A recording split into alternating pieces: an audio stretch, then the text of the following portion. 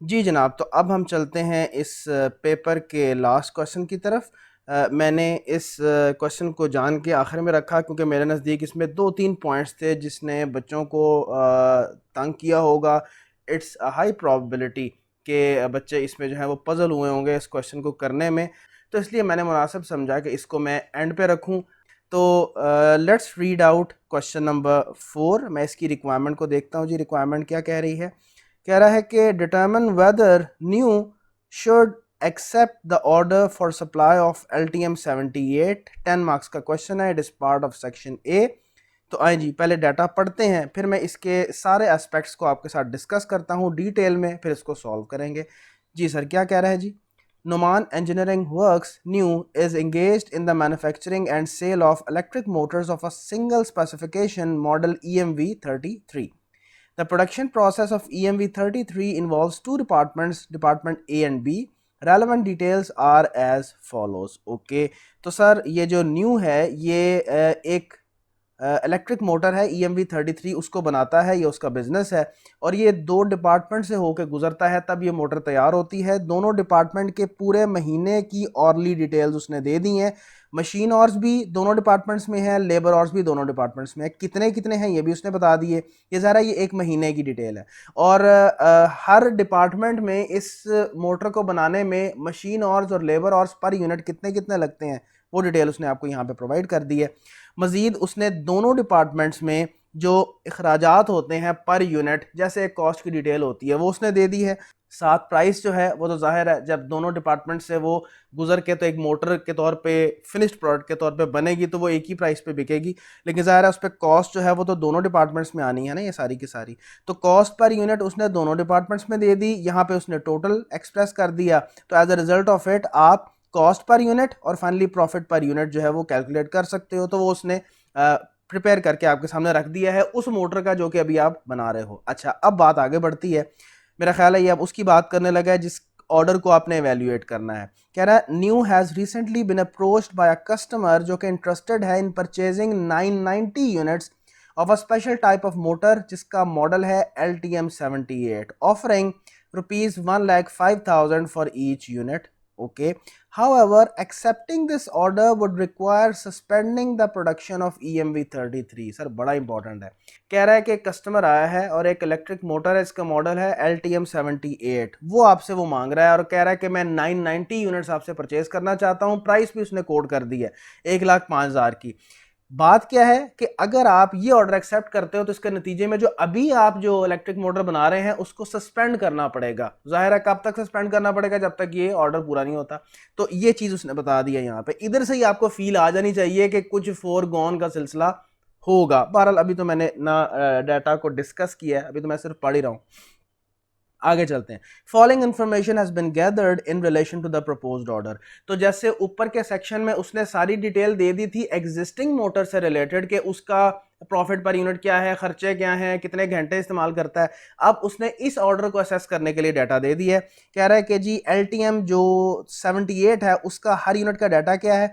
देखो इसकी material cost per unit उसने दे दी दोनों डिपार्टमेंट्स में, और देखो फिर मशीन ऑर्स और लेबर ऑर्स पर यूनिट दे दिया दोनों डिपार्टमेंट्स में। जहां तक तो रेट का ताल्लुक है, लेबर का रेट पर आवर और इसी तरह से वेरिएबल ओवरहेड्स का रेट पर आवर वो वही होगा। ये वही कॉस्ट एंड मैनेजमेंट अकाउंटिंग की बाय डिफॉल्ट जो एजम्पशन होती है कि यार रेट लेबर का वही होता है तमाम प्रोडक्ट्स के लिए अनलेस अदरवाइज स्पेसिफाइड। इसी तरह से ये जो वेरिएबल OAR होता है, वेरिएबल का ओवरहेड अब्जॉर्प्शन रेट होता है, it is also the same for all the products unless otherwise specified. तो वो उसने ऊपर जो है हमें EMV33 के लिए डाटा दे दिया है कि मैं इजीली दोनों डिपार्टमेंट्स में लेबर का रेट पर आवर और वेरिएबल ओवरहेड्स का OAR वो मैं कैलकुलेट कर सकता हूं। ये देखो ना, डिपार्टमेंट ए में लेबर की कॉस्ट पर यूनिट ये है और ये देखें डिपार्टमेंट ए में लेबर के ऑर्स पर यूनिट ये हैं।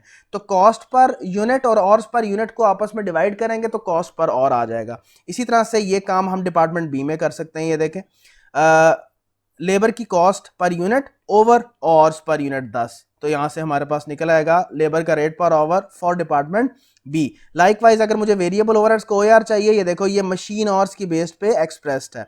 तो ये क्या है, rupees per unit. Machine ऑर्स per unit कितने हैं सर, ये देखें 6।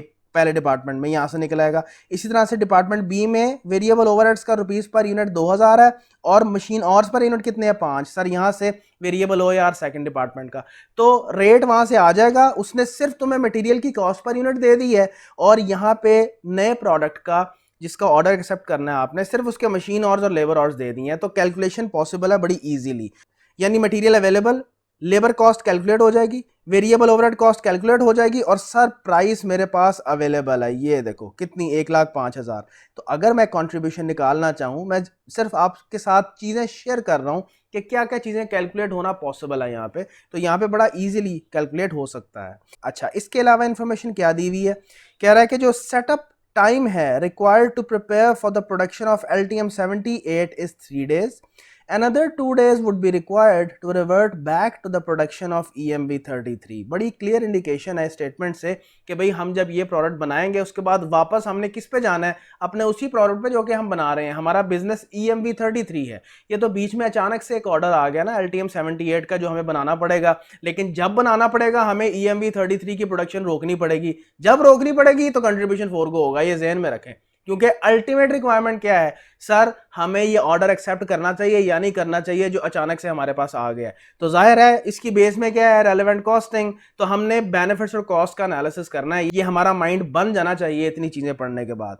अच्छा, उसके बाद क्या कह रहा है, labour is not allowed to work overtime, ठीक हो गया। Further the labour of each department is specifically trained for tasks within that department and cannot be used in other departments. Okay, तो कह रहा है sir एक तो हम लेबर को ओवर टाइम काम करने नहीं देते, ये हमारा उसूल है। इसके अलावा हर लेबर पर्सन को हमने ट्रेन किया हुआ है अपने रिस्पेक्टिव डिपार्टमेंट में काम करने के लिए, वो किसी और डिपार्टमेंट में काम करने का अहल नहीं है।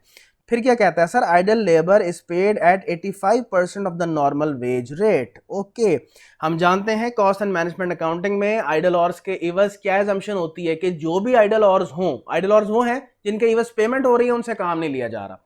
तो बाय डिफॉल्ट एजम्पशन ये होती है कि आइडल ऑर्स के इवज 100% पेमेंट की जाती है। अगर normal rate for example 240 rupees per hour है तो 240 रुपीज पर आवर हम उसको 100% पे करेंगे, अनलेस अदरवाइज स्पेसिफाइड, कि अगर उसने सवाल में कह दिया नहीं भाई जितने आइडल आवर्स होते हैं ना उसके इवज हम नॉर्मल रेट का 70% पे करते हैं, तो ठीक है, फिर उस केस में हम उसी को कंसिडर कर लेंगे। यानी आइडल आवर्स के मद में जो पेमेंट होती है वो फिक्स्ड इन नेचर होती है, ये आपके जहन में होना चाहिए।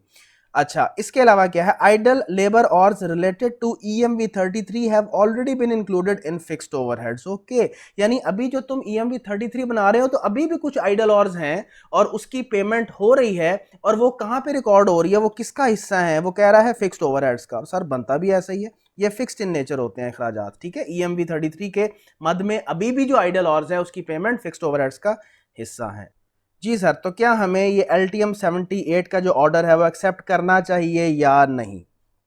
बेटा कहानी जैसे मैंने कुछ तो बीच में ही जिक्र कर दी कि आप अभी EMV-33 बना रहे हो, ये है आपका बिजनेस। अचानक से कस्टमर आया है, उसने LTM-78 का ऑर्डर आपको प्लेस कर दिया है, 990 यूनिट्स का, प्राइस कोट की है 1,05,000। अगर तो ये ऑर्डर एक्सेप्ट करोगे तो आपको EMV-33 की प्रोडक्शन रोकनी पड़ेगी। आपने ये सवाल किस पर्सपेक्टिव से सॉल्व करना है कि आपको ये ऑर्डर एक्सेप्ट करना है। अगर एक्सेप्ट करना है तो ये एक सिंपल सा डिसीजन मेकिंग का सवाल बनता है, डिसीजन मेकिंग की सिचुएशन बनती है, जिसमें आपको बड़ा क्लियर कट यहाँ पे मेरा ख्याल नजर आ रहा है कि अगर तो मैं LTM-78 का ऑर्डर एक्सेप्ट कर लेता हूं तो क्या होगा, मुझे एक तो कंट्रीब्यूशन रिसीव हो जाएगा LTM-78 का नंबर 1। इसके अलावा जब डेफिनेटली मैं LTM-78 बनाऊंगा तो EMV-33 की प्रोडक्शन रोकूंगा तो कंट्रीब्यूशन 4 गो होगा, ये होगा नुकसान। यानी एनालिसिस क्या होना है, कॉस्ट एंड बेनिफिट एनालिसिस। इसके अलावा एक उसने इंफॉर्मेशन दी हुई है, ये देखें यहाँ पे नीचे जाके आइडल आवर्स की, मुझे देखना पड़ेगा कि आइडल आवर्स में इजाफा हो रहा है या कमी हो रही है, उसके हवाले से भी मुझे कुछ ना कुछ शायद यहाँ पे मामला इनकॉर्पोरेट करना पड़े। तो इस हवाले से अगर मैं समराइज करूं तो ये सवाल एक सिंपल डिसीजन मेकिंग का है। ऑर्डर आया है, एक्सेप्ट करें या ना करें, तो फायदे और नुकसान, नफा और नुकसान दोनों के कंपैरिजन से हम फैसला कर लेंगे। अगर बेनिफिट्स कॉस्ट से ज्यादा है वो will accept this order, otherwise we will reject it. असल में जो मेन वर्किंग है ना इसके अंदर, वो फोरगॉन यूनिट्स की कैलकुलेशन करने में है। जो मेन अगर मोटी मोटी बात बताऊं, इसको मैं थोड़ा सा जरा एक्सप्लेन कर देता हूं आपको। बेटा वैसे तो ये सवाल एक जनरल सा डिसीजन मेकिंग का सवाल है, लेकिन इसमें लिमिटिंग फैक्टर का फ्लेवर शामिल है। इंटरेस्टिंगली यहाँ पे इस सवाल में हमें एक नहीं, शायद एक से ज्यादा लिमिटिंग फैक्टर्स नजर आ रहे हैं। दो डिपार्टमेंट्स हैं, दोनों डिपार्टमेंट में दो दो रिसोर्सेज हैं, यानी मशीन ऑर्स और लेबर ऑर्स। मुझे नहीं पता, ये तो मैं कैलकुलेशंस करूंगा तो मालूम होगा कि यहाँ पे एक ऐसा सवाल है, एक ऐसी सिचुएशन है जहां पे आपको एक से ज्यादा लिमिटिंग फैक्टर्स नजर आएंगे। लेकिन ऑन द अदर हैंड ये ट्रेडिशनल लिमिटिंग फैक्टर के स्टाइल का सवाल नहीं है। बेटा जो ट्रेडिशनल लिमिटिंग फैक्टर होता है वहां पे मेरे ऊपर एक पीरियड की पाबंदी होती है, एक पीरियड की कैद होती है। याद करें, जो एक सिंपल लिमिटिंग फैक्टर का सवाल होता है वो किस नौइयत का होता है? उसमें वो आपको कहता है कि भाई एक मंथ है, एक मंथ में इतने मेरे पास फॉर एग्जांपल मशीन और लेबर ऑर्स हैं, इतनी डिमांड है, बनाओ ऑप्टिमल प्रोडक्शन प्लान। एक महीने में रहते हुए मैंने ऑप्टिमल प्रोडक्शन प्लान बनाना होता है, जितने भी रिसोर्सेज मेरे पास अवेलेबल हैं।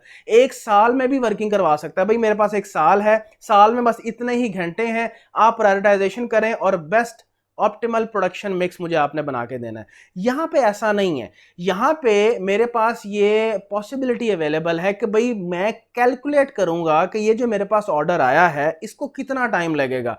मेरे पे पाबंदी नहीं है, ठीक है, मेरे पास एक की बजाय तीन चार अगर लिमिटिंग फैक्टर्स हैं भी तो सर कोई बात नहीं, मुझे अगर एक महीने से ज्यादा भी लगेगा तो मैं ज्यादा टाइम ले लूंगा। मुझे अगर ये पूरे 990 यूनिट्स बनाने में एक महीने से ज्यादा भी लगता है, 35 दिन लगते हैं, 40 लगते हैं, 45 लगते हैं, 2 माह 3 माह भी लगते हैं, फॉर एग्जाम्पल 3 माह लगते हैं, तो ठीक है, मैं 3 माह ले लूंगा। मेरे पास लिमिटिंग फैक्टर्स ही है ना, एक से ज्यादा लिमिटिंग फैक्टर्स हैं, कैसे हैंडल होंगे बता देता हूं आपको।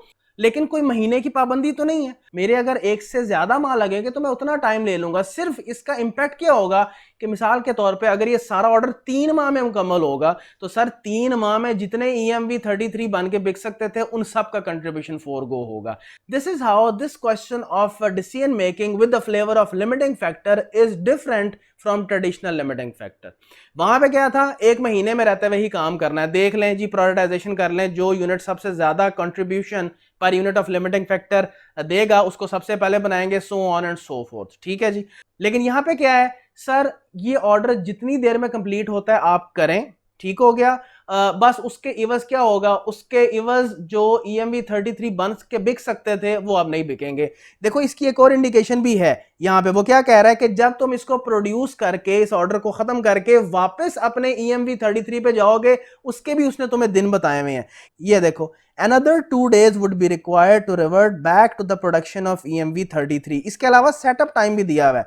जाहिर है आपके पास मशीन्स होंगी, आपकी प्रोडक्शन फैसिलिटी होगी, उसको तैयार करना पड़ेगा एक नए प्रोडक्ट को बनाने के लिए, क्योंकि हम तो उस वक्त से क्या बना रहे थे, EMV33। 3 दिन इसमें लग जाएंगे, 2 माह वापस अपने पुराने प्रोडक्शन प्लान पे जाने पे लग जाएंगे। तो ये इसने दिन दिए हुए हैं, ये मुझे यहां पे कैलकुलेट करना पड़ेगा कि भाई इस LTM 78 को बनाने में मुझे कितने दिन लगेंगे। तो बस ये होगा कि इसकी वजह से EMV33 का कंट्रीब्यूशन कितना फोरगो होगा, ये मैंने कैलकुलेट करना है। जो ट्रेडिशनल लिमिटिंग फैक्टर वाला क्वेश्चन होता है उसमें एक ही लिमिटिंग फैक्टर तुम्हारे सिलेबस में है। जहां तक इस सवाल का ताल्लुक है, ये ट्रेडिशनल लिमिटिंग फैक्टर का सवाल नहीं है, ये उस स्टाइल का नहीं है, इसलिए यहां पे उसने एक से ज्यादा लिमिटिंग फैक्टर में बच्चों को उलझा दिया। तो बच्चे के ज़हन में आता होगा कि यार ये मुझे कहां फंसा दिया, हमने तो इस तरह का सवाल नहीं किया। सो it is basically a generic decision making question with a flavor of multiple limiting factors with an additional flavor। additional flavor क्या है कि उसने आप पे पीरियड की कैद नहीं लगाई। तुम जो नया प्रोडक्ट बनाने चले हो उसके लिए जितना टाइम लेना है ले लो, लेकिन उसके रेपरक्यूशंस भी आपने रिकॉर्ड करने हैं, उसके इंपैक्ट्स भी आपने इनकॉर्पोरेट करने हैं।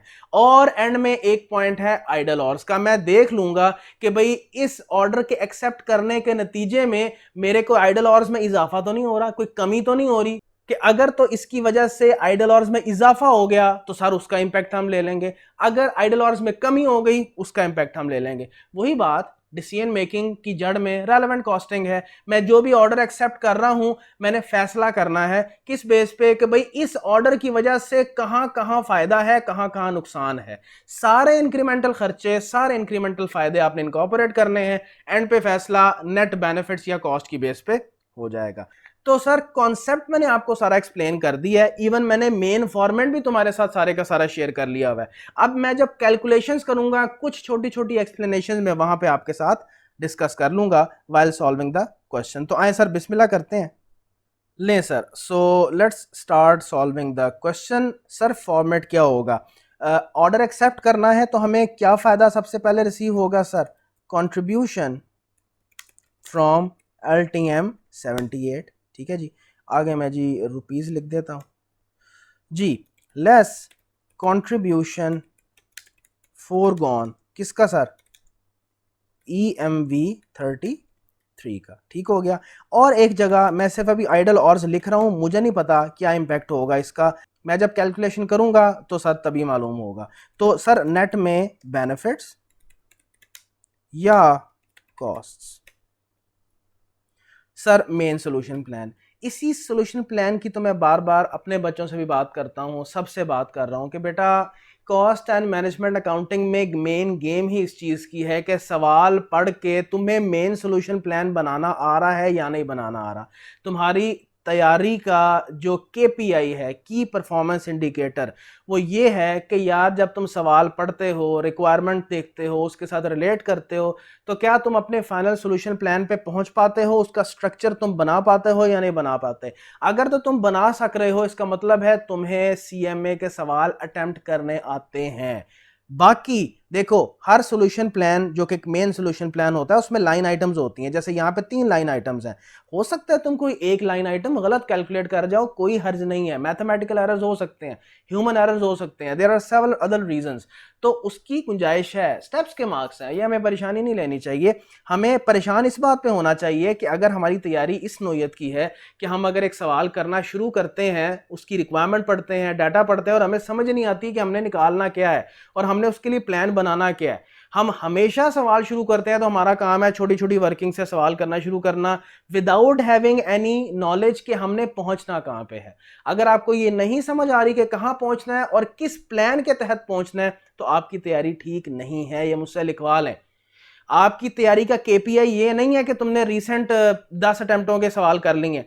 रीसेंट पास पेपर के सवाल कर लेना कभी इंश्योर नहीं करेगा। सर आपके रीसेंट पास पेपर सारे मिला के कुल सवाल बनते हैं 50 फॉर एग्जांपल, तो ठीक है वो सवाल तुम्हें अगर करने आ गए हैं, तुमने ओके सोके हो गए, सोल्यूशन देख के कोई जुगाड़ लगा के सीख लिया, तुम्हें पता चल गए। अब 51st क्वेश्चन आया और वो जब तुम करने बैठे तुमने पढ़ा, तुम्हें समझ ही कोई नहीं आई, तो इसका क्या मतलब है? तुम तो सोच के बैठे हुए थे कि तुमने 50 पास पेपर्स कर लिए, तुम्हारी तैयारी ठीक है, तो 51st क्वेश्चन पे तुम क्यों अड़े, क्यों फंसे आके? क्योंकि सर आपकी अप्रोच ही ठीक नहीं थी। अप्रोच तो ये होती है कि सर आपके कॉन्सेप्ट स्ट्रांग होने चाहिए, फिर उसकी एप्लीकेशन आप सवालों के ऊपर करें, बार बार करें, ताकि आपके जो कॉन्सेप्ट्स बेसिक जो है वो पुख्ता हो। छोटी छोटी इलस्ट्रेशन से अपने कॉन्सेप्ट्स को स्ट्रांग करें और फिर उसके बाद एक बड़े सवाल पे हाथ डालें, तो इंशाल्लाह ताला you will be in a position कि आप अपने कॉन्सेप्ट्स को पुख्ता कर सकोगे। जाहिर है पास पेपर जो है वो आपको सिखाएंगे कि किस तरह से एक बड़े सवाल के अंदर ढेर सारे कॉन्सेप्ट्स अप्लाई हो रहे होंगे। ठीक है, तो पास पेपर्स इटसेल्फ कर लेना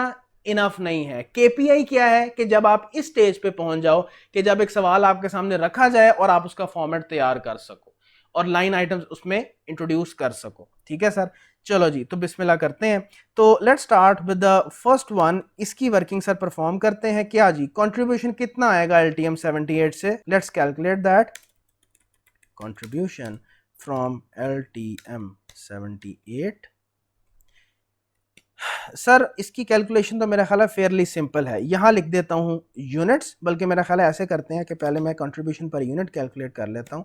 sale price less material cost less labour cost, labour cost, और इसके अलावा क्या है, लेस वेरिएबल ओवर हेड्स। तो सर हमेशा डिसीजन मेकिंग में हम कंट्रीब्यूशन का जिक्र करते हैं, प्रॉफिट का नहीं करते, क्योंकि हासिल जो होता है वो कंट्रीब्यूशन होता है, जो फोरगो होता है वो भी कंट्रीब्यूशन होता है। जो फिक्स्ड खर्चे हैं जो कि हर सूरत में आने हैं, चाहे मैं उस डिसीजन को करूं या ना करूं, वो तो इंक्रीमेंटल है ही नहीं, तो इसलिए उसको कभी भी कंसिडर नहीं किया जाता। तो सर इसके नतीजे में मेरे पास क्या आ जाएगा, कंट्रीब्यूशन पर यूनिट। ठीक है सर, तो जब ये फिगर आ गई मेरे पास तो मैं इसको सर किससे मल्टीप्लाई करूंगा, यूनिट से। मुझे मेरे कस्टमर ने क्या ऑर्डर प्लेस किया है, कितने यूनिट्स का, वो तो मुझे मालूम है 990। तो जब मैं अगर कंट्रीब्यूशन को ए कह दूं और यूनिट्स को बी कह दूं, तो जब मैं कंट्रीब्यूशन को यूनिट से मल्टीप्लाई करूंगा तो मेरे पास टोटल कंट्रीब्यूशन आ जाएगा। और वो कैसे आएगा sir, A into B. So it is fairly simple. आए अब हम कंट्रीब्यूशन पर यूनिट कैलकुलेट करते हैं। सर सेल प्राइस कितनी है हमारे पास, 1,05,000। लेट्स प्लेस इट है, 1,05,000। मटेरियल कॉस्ट कितनी है, ये देखें दोनों डिपार्टमेंट्स की है मेरे पास, ये देखें 20,000 और 10,000, ये आगे ऐड कर देते हैं, 20,000 प्लस 10,000। ठीक है सर, 20,000 और 10,000। तो sir material cost per unit calculate हो गई। अब हम आते हैं लेबर कॉस्ट के ऊपर। तो दोनों डिपार्टमेंट्स में लेबर इन्वॉल्व हो रही है, उसने दोनों डिपार्टमेंट्स में ऑर्स पर यूनिट दे दी हैं। ठीक है सर, तो ऑर्स पर यूनिट है, मुझे सिर्फ रुपीस पर और चाहिए, तो मेरे पास रुपीस पर यूनिट कैलकुलेट हो जाएंगे दोनों डिपार्टमेंट्स के। बस इस चीज का ख्याल रखना है कि अब आपके दो डिपार्टमेंट्स हैं। तो मैं जरा थोड़ी सी बड़ी कैलकुलेशन करूंगा। ये मैं एक स्क्वायर ब्रैकेट ओपन कर रहा हूं और उसके बाद ये जो राउंड ब्रैकेट है ये दो यूज करूंगा दो डिपार्टमेंट्स के लिए। ठीक है जी, सबसे पहले पहले डिपार्टमेंट पे जाते हैं। ये देखो मैं पहले लेबर का रेट पर और कैलकुलेट करता हूं डिपार्टमेंट ए में। कैसे करेंगे, ये देखें लेबर की कॉस्ट पर यूनिट ये आ गया और लेबर का ऑर्स पर यूनिट 7 है। ये एग्जिस्टिंग EMB 33 की कैलकुलेशन है, लेकिन रेट तो वही रहेगा ना सर।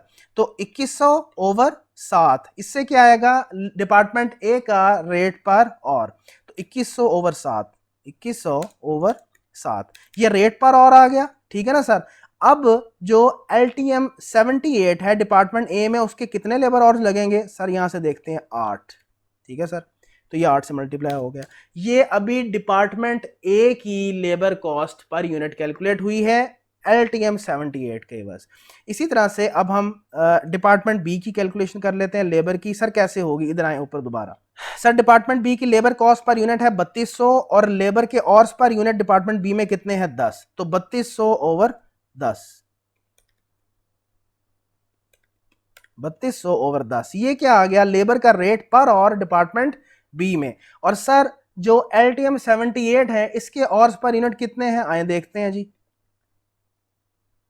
सर 12, आए जी 12 से मल्टीप्लाई करते हैं। ठीक हो गया सर। तो ये मेरे पास दोनों डिपार्टमेंट्स की labour cost per unit calculate हो गई। दोनों को ऐड करूंगा तो मेरे पास total labour cost per unit आ जाएगी। तो मैं इसको जरा सेपरेटली कैलकुलेट कर लेता हूं। सो the answer is 6240।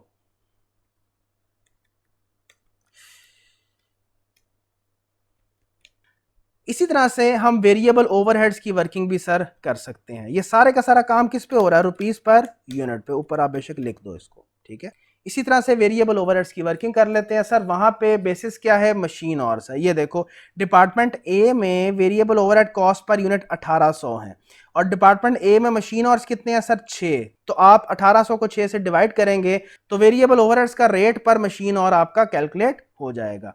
Sir 1800 over 6, 1800 over 6। और सर डिपार्टमेंट ए में LTM 78 के कितने मशीन और इस्तेमाल होंगे सर, 10। तो आए जी 10 से मल्टीप्लाई करते हैं यहाँ पे। तो 1800 ओवर 6, ये क्या है, वेरिएबल OAR पर मशीन और फॉर डिपार्टमेंट ए, और ये है मशीन और फॉर LTM 78। तो ये क्या बन गया, variable overhead cost per unit for department A. अब हम आते हैं सर डिपार्टमेंट बी के ऊपर। इसी तरह से sir 2000 is variable overhead cost per unit और मशीन आवर्स कितने हैं डिपार्टमेंट बी में, 5। तो 2000 ओवर 5 ओवर 5 और मशीन आवर्स कितने हैं सर LTM 78 के, सर 6। तो आए जी इसको कैलकुलेट करते हैं। So the answer is 5400। ले सर, तो now we have all the data to compute contribution per unit. Sir calculate कर लेते हैं। सो इट इज 63,360, 990 यूनिट्स हैं। तो सर टोटल कंट्रीब्यूशन कितना बना, अगर हम ये ऑर्डर एक्सेप्ट करते हैं तो the total contribution is 62.7264 million. आए जी प्लेस करते हैं अपने मेन स्ट्रक्चर में इसको। ठीक है सर, तो वर्किंग नंबर 1 हमारी परफॉर्म हो गई। अब हम चलते हैं वर्किंग नंबर 2 पे कि भाई अगर मैं 990 यूनिट्स बनाता हूं किसके, LTM 78 के, तो मेरा कंट्रीब्यूशन 4 गो कितना होगा, किसका, EMV 33 का। ये कैलकुलेशन अब हम परफॉर्म करने लगे हैं जनाब। बिल्कुल इसी तरह मुझे यहां पे कंट्रीब्यूशन पर यूनिट EMV 33 का चाहिए और यूनिट्स फोरगॉन में थोड़ी वर्किंग चाहिए होगी। कंट्रीब्यूशन पर यूनिट इतना टेक्निकल नहीं है, चीज वही है। तो सर कंट्रीब्यूशन पर यूनिट, इसको मैं फॉर इंस्टेंस C बोल देता हूं, ये चाहिए और क्या चाहिए, यूनिट्स फोरगॉन। ये हमें कैलकुलेट करना पड़ेंगे। छोटी सी कैलकुलेशन कंट्रीब्यूशन पर यूनिट में भी है, तो जब इन दोनों को मल्टीप्लाई करेंगे तो हमारे पास क्या आ जाएगा सर, टोटल कंट्रीब्यूशन फोरगॉन जो कि C इंटू डी से हमारे पास आ रहा होगा। ठीक है जी। अच्छा, जहां तक कंट्रीब्यूशन पर यूनिट का ताल्लुक है सर, वो इतना कॉम्प्लेक्स नहीं है। ये देखो ना, उसने ये जो पूरे का पूरा मुझे सेकंड ग्रेड दे दी है, ये देखो 60,000 सेल प्राइस और सारे खर्चे माइनस कर दिए, फिक्स्ड भी माइनस कर दिए। तो अगर मैं फिक्स्ड को ऐड बैक कर दूं, ये देखो ये है प्रॉफिट पर यूनिट, इसमें मैं अगर फिक्स्ड कॉस्ट पर यूनिट को ऐड बैक कर दूं तो मैं कंट्रीब्यूशन पर यूनिट पे पहुंच जाऊंगा। ठीक है ना सर, तो यहां से हम डायरेक्टली निकाल लेते हैं। तो 29400, ये देखें 29400 plus what is the fixed overhead cost per unit 1500, तो 1500 सर इसमें ऐड करते हैं। सो 29400 प्लस 1500 सर 30,900। तो कंट्रीब्यूशन पर यूनिट में तो सर कोई मसला ऐसा हमें नहीं है। ठीक है जी। चलें सर, अब जरा छोटी सी वर्किंग कर लेते हैं यूनिट्स फोरगॉन की। ठीक है, यहाँ पे मैं इसकी हेडिंग भी दे लेता हूँ 2.1 यूनिट्स फोरगॉन। अच्छा सर, मैं अब उन पॉइंट्स को रिफ्रेश करता हूं कि भाई मैंने बनाने हैं 9 से 90 यूनिट्स LTM 78 के।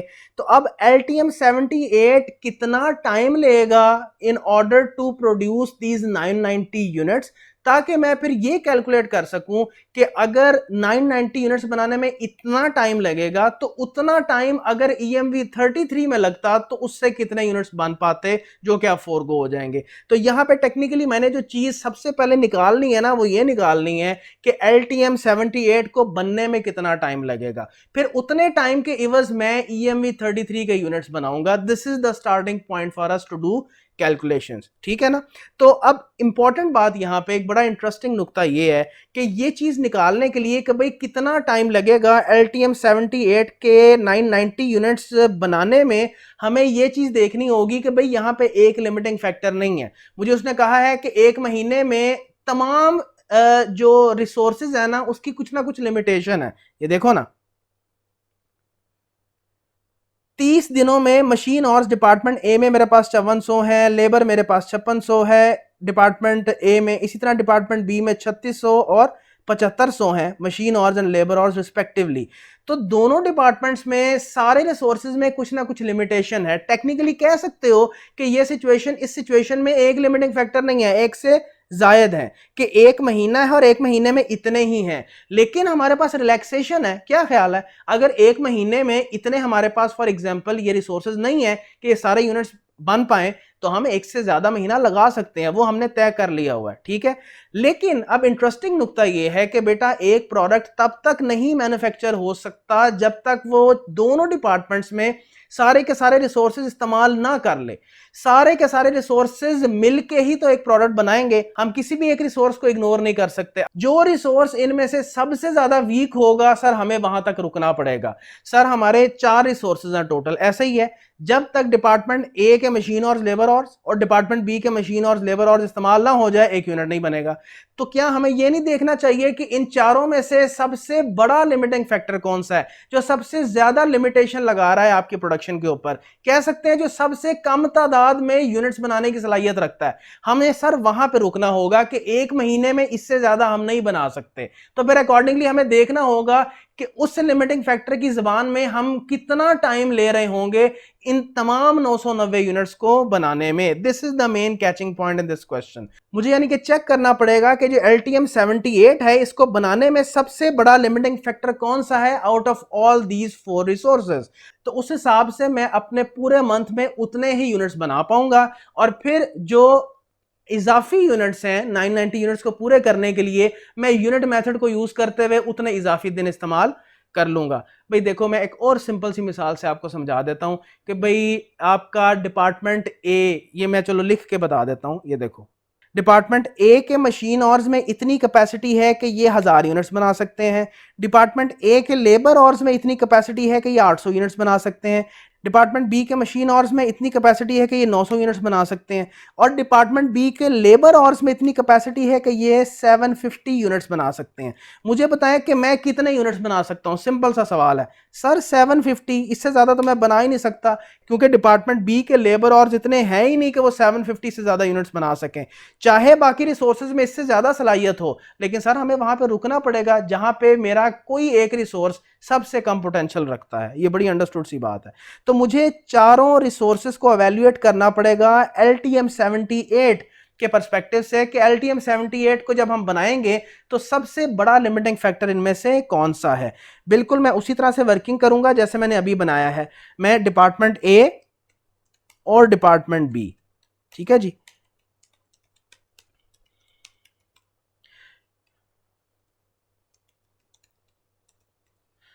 ये लिखता हूं यहां पे, और यहां पे लिखता हूं जी पॉसिबल यूनिट्स किसके, LTM 78 के यूजिंग मशीन ऑर्स। इसी तरह से पॉसिबल यूनिट्स LTM 78 के यूजिंग लेबर ऑर्स। दोनों डिपार्टमेंट में हम यही काम करेंगे, दोनों डिपार्टमेंट में हम चेक कर लेंगे। आए सर इसको चेक करते हैं, let's have a check on it. Sir आए यहां से देखते हैं, ये देखें डिपार्टमेंट ए जो है, डिपार्टमेंट ए में कितने मशीन ऑर्स हैं जी, 5400, ठीक है मशीन ऑर्स हैं। और डिपार्टमेंट ए में LTM 78 बनाने में कितने मशीन ऑर्स लगेंगे सर, ये देखें 10। तो 5400 मशीन ऑर्स हैं ओवर मशीन ऑर्स पर यूनिट जो कि LTM 78 के हैं। तो कितने बना सकता हूं मैं यूनिट्स सर, 540, इट्स सिंपल। चलें इसी तरह से डिपार्टमेंट ए के लेबर ऑर्स की बात करते हैं। आए जी, डिपार्टमेंट ए में हमारे पास लेबर ऑर्स कितने हैं, 5600। और डिपार्टमेंट ए में लेबर ऑर्स LTM 78 के कितने हैं जी, 8। तो 5600 ओवर 8। आए जी कैलकुलेट करते हैं, 5600 ओवर 8। तो सर जो डिपार्टमेंट ए में लेबर ऑर्स हैं वो इतने हैं कि उससे 700 यूनिट्स LTM 78 के बन सकते हैं। इसी तरह से आप डिपार्टमेंट बी में चलते हैं। डिपार्टमेंट बी के हमारे पास मशीन ऑर्स कितने हैं सर, 3600 ओवर डिपार्टमेंट बी में मशीन ऑर्स आपके LTM 78 के कितने हैं सर, 6। तो सर 6 से करते हैं divide, so the value is 600, ठीक है। यानी आपके पास डिपार्टमेंट बी में जो मशीन ऑर्स हैं उससे सिर्फ 600 यूनिट्स ही बन सकते हैं, ठीक है जी। चलें इसी तरह से हम चलते हैं डिपार्टमेंट बी के लेबर ऑर्स की जानिब। जी डिपार्टमेंट बी में लेबर ऑर्स हैं 7500, और डिपार्टमेंट बी में जो लेबर ऑर्स हैं LTM 78 के वो है जी 12। तो 7500 over 12, 7500 over 12, so the answer is 625। तो सर अगर मैं ये चारों रिसोर्सेज को वैल्यूएट करूं तो अपने अपने लेवल पे सारे के सारे लिमिटिंग हैं। हर एक के अंदर एक लिमिटेड हद तक कैपेसिटी मौजूद है कि वो उतने यूनिट्स बना सकता है, लेकिन सबसे कम कैपेसिटी किसमें है सर, डिपार्टमेंट ए के जो मशीन ऑर्स हैं। तो सर यही मेरा लिमिटिंग फैक्टर है, ठीक है, मैंने इसको ग्रे कर दिया हुआ है। तो मेरे पास इन अदर वर्ड्स क्या कैपेसिटी मौजूद है, ये सारी मैंने कैलकुलेशन किस पे किया है, एक महीने पे। एक महीने में मैं LTM 78 के सिर्फ 540 यूनिट्स बना सकता हूं। मैंने कितने बनाने हैं ये देखो, 990। तो सर एक महीने में 30 दिनों में 540 बनते हैं, तो 990 कितने में बनेंगे, मैं डेज निकाल लेता हूं, क्या ख्याल है, पता चल जाएगा कि भाई कितने डेज लगेंगे LTM 78 बनाने में। तो ये देखें कैलकुलेट करते हैं, days required to produce 990 units. Sir simple unit method, ये देखो ना, 30 डेज ओवर 540, 30 डेज लगते हैं 540 बनाने में, तो 990 यूनिट्स में कितने दिन लगेंगे, आए जी कैलकुलेट करते हैं, 30 ओवर 540 इंटू 990, ये डेज की कैलकुलेशन हो रही है सर, 55 डेज। इंटरेस्टिंगली सिर्फ प्रोडक्शन के दिन नहीं लगने, इस ऑर्डर की वजह से एसोसिएटेड कुछ टाइम सेटअप का भी लगेगा। ये देखो 3 दिन सेटअप में लगेंगे और 2 दिन लगेंगे वापस रिवर्ट बैक करने में अपनी प्रोडक्शन की तरफ, तो 5 दिन इजाफी लगेंगे। इसके अलावा सर सेटअप टाइम अलहदा रखें 3 दिनों का, और 2 दिनों का आपको होगा रिवर्ट बैक टाइम। तो ये सर कुल टाइम कितना बना? कुल टाइम बना 60 डेज। इन अदर वर्ड्स अगर मैंने LTM 78 के 990 यूनिट्स बनाने हैं तो मुझे 60 डेज लगेंगे टोटल। तो ठीक है सर, आप ले लें 2 महीने, बस ये जहन में रखें कि इस 2 महीने के एवज EMV 33 के यूनिट्स सारे के सारे फोरगो हो जाएंगे। अब हम वो कैलकुलेट कर लेते हैं, यानी कि पता क्या चला कि अब 2 माह के रिसोर्सेज मेरे ऑक्यूपाई हो जाएंगे। ये देखो, ये तो मुझे उसने यहां पे सारे के सारे रिसोर्सेज दिए हैं 1 महीने के, मशीन आवर्स, लेबर आवर्स, दोनों डिपार्टमेंट्स के। तो ये 2 महीने के इवज ऑक्यूपाई हो जाएंगे। क्या ख्याल है? 5400 मल्टीप्लाई बाय 2, 5600 मल्टीप्लाई बाय 2, सारे मल्टीप्लाई बाय 2। ये ऑर्स अब इस्तेमाल होने लगे हैं 2 महीने के बस ना LTM 78 बनाने के लिए। तो इन 2 माह के इन घंटों से मैं कितने EMV 33 बना सकता था जो कि अब फोरगो होंगे? अगेन मुझे कैलकुलेशन उसी तरह करनी पड़ेगी जैसे मैंने LTM 78 की है। EMV 33 में भी ऐसे ही एनालिसिस होगा कि इन सारे के सारे लिमिटिंग फैक्टर में से सबसे बड़ा लिमिटिंग फैक्टर कौन सा है। कैलकुलेशन वैसे ही होनी है, लेकिन अप्रोच सारी की सारी that should be very much clear कि मैंने पहले ये निकाला कि भाई LTM 78 के 990 यूनिट्स बनाने में कितने दिन लगेंगे और उस दिन में कितने EMV 33 बन सकते थे। अब कैलकुलेशन में यही करने लगा हूं, लेकिन अप्रोच वो यूज होगी कि इन चारों रिसोर्सेज में सबसे बड़ा लिमिटिंग फैक्टर कौन सा है जो सबसे कम कैपेसिटी रखता है EMV 33 बनाने की, तो उतने यूनिट्स फोरगो कैलकुलेट हो रहे होंगे। ये देखें, बस फर्क ये है कि अब हमारे पास जो अवेलेबल रिसोर्सेज हैं जिसमें रहते हुए मैंने ये यूनिट्स निकालने हैं वो अब 2 माह के होंगे, क्योंकि हमें मालूम हो गया कि 2 माह के लिए ये रिसोर्सेज ऑक्यूपाई होंगे। ये देखें, मैं वही ग्रिड बनाने लगा हूं। ये तो था पॉसिबल यूनिट्स फॉर LTM 78। अब हम निकालने लगे हैं possible units of EMV 33 using machine और इसी तरह से possible units of EMV 33 using labour hours. ठीक है जी, ये कैलकुलेशंस अब हम दोबारा परफॉर्म करते हैं। सबसे पहले डिपार्टमेंट ए के मशीन आवर्स सर 2 माह के लेने हैं, क्योंकि 2 माह के लिए ये मशीन आवर्स अब ऑक्यूपाई हो जाएंगे LTM 78 बनाने में। तो हम देखेंगे उससे कितने EMV 33 बन सकते थे। तो 5400 मल्टीप्लाई बाय 2, ठीक हो गया। ये मशीन आवर्स हैं डिपार्टमेंट ए में टोटल 2 माह के लिए। ठीक है जी, अब हम देखते हैं कि machine hours per unit department A में EMV 33 के लिए कितने लगते हैं? 6।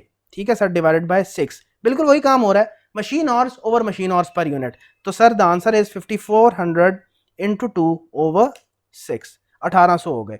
तो सर अब हम बात करते हैं डिपार्टमेंट ए के लेबर आवर्स के लिए। सर डिपार्टमेंट ए के लेबर आवर्स कितने हैं सर? 5600, लेकिन इंटू 2, जाहिर है 2 माह के लिए। तो सर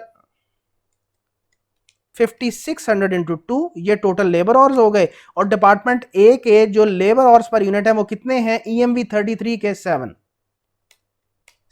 ले सर कैलकुलेट करते हैं 5600 इंटू 2 ओवर 7, तो सर 1600।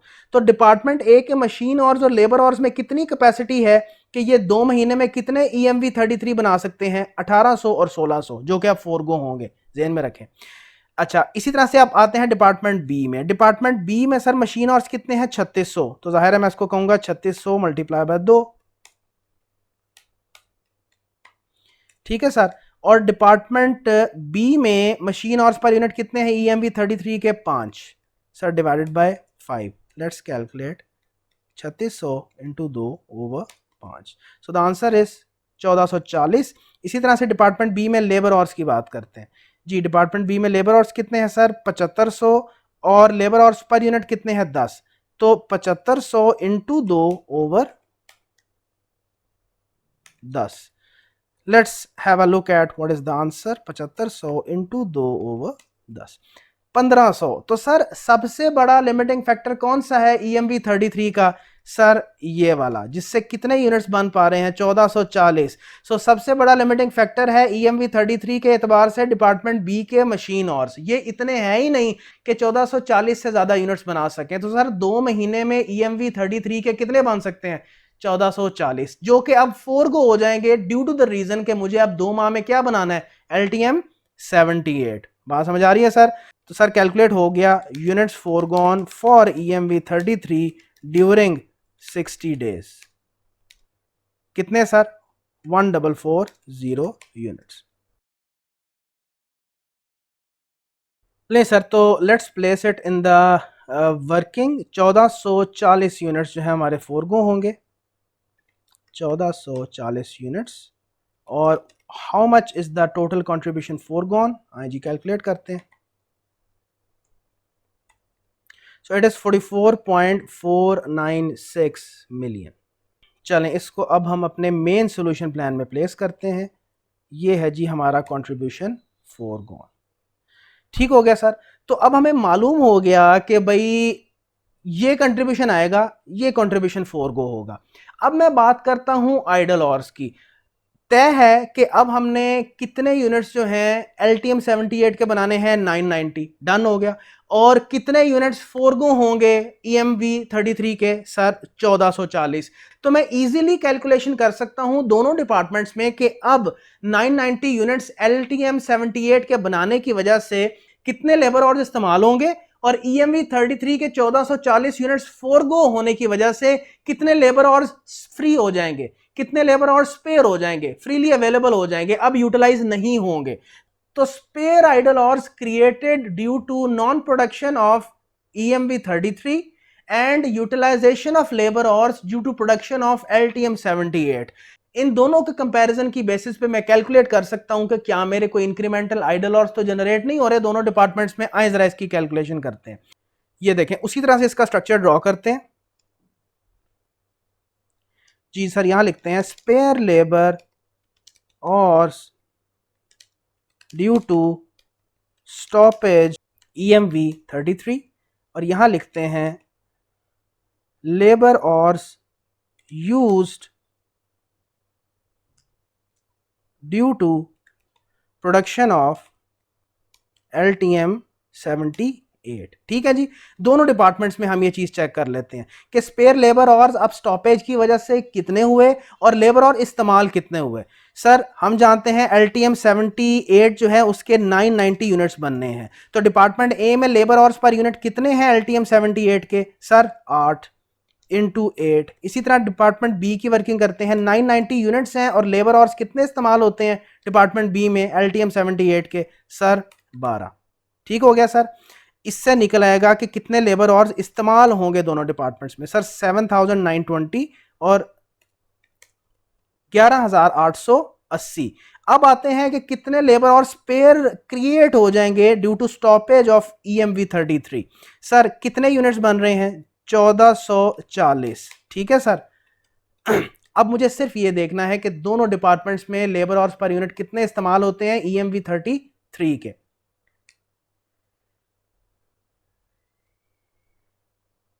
जनाब डिपार्टमेंट ए में 7, डिपार्टमेंट बी में 10।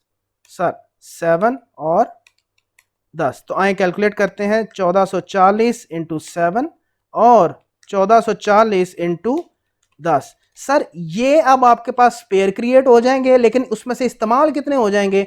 Sir 7920 for department A and 11880 for department B. यानी sir incremental idle hours create हो जाएंगे, इंक्रीमेंटल आइडल ऑर्स क्रिएट हो जाएंगे। आए जी कैलकुलेट करते हैं दोनों डिपार्टमेंट्स में कितने, 2160 और 2520। ये मेरे इंक्रीमेंटल आइडल ऑर्स हैं।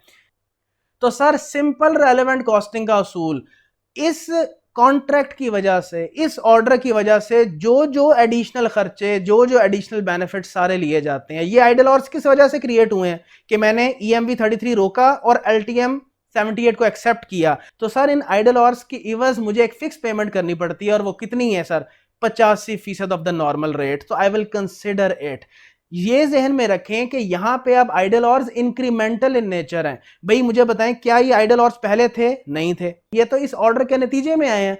तो अब इस ऑर्डर के नतीजे में ये जो इंक्रीमेंटल आइडल ऑर्स हैं, तो मुझे इनके लिए एक फिक्स्ड पेमेंट करनी पड़ेगी, जो कि पहले ऐसा मामला नहीं था। आपके जहन में आता होगा कि यार ये जो आइडल ऑर्स है इसकी पेमेंट तो हम फिक्स्ड लेते हैं, तो हम ऐसे नहीं कहेंगे कि यार ये तो ऐसी पेमेंट है जो कि हर वक्त होनी थी। सर अब आप इसको आइडल ऑर्स के पर्सपेक्टिव से देखो कि ये आइडल ऑर्स इस ऑर्डर की वजह से क्रिएट हुए हैं। आप फिक्स्ड पेमेंट को जहन में ना रखें, ये असल में इंक्रीमेंटल फिक्स्ड कॉस्ट है।